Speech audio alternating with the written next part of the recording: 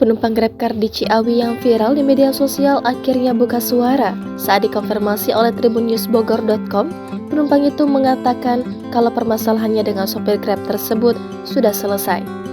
Menurut penumpang berinisial DN tersebut, kejadian itu bukan merupakan kesalahan dirinya. Dirinya pun merinci kejadian tersebut hingga akhirnya viral di media sosial.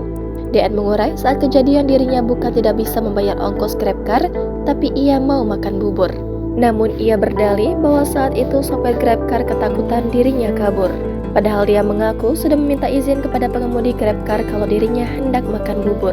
Ia pun mengatakan bahwa saat itu ia memiliki uang cash untuk membayar ongkosnya. Penumpang itu lalu menegaskan kalau ia sudah punya bukti bahwa sopir GrabCar itu yang salah dan sudah minta maaf ke rumahnya. Kemudian ia pun mengaku bahwa dirinya memiliki banyak saudara yang bertugas di Polsek Ciawi, Polres Bogor, hingga Polda Metro Jaya. Kapolsek Ciawi, Kompol Agus Hidayat pun mengurai kronologi kejadian. Berbeda dengan pernyataan DN, Kompol Agus justru menyebut kalau ongkos GrabCar itu dibayar oleh keluarga penumpang. Agus menuturkan bahwa penumpang itu berniat akan membayar ongkos GrabCar jika sudah tiba di rumahnya.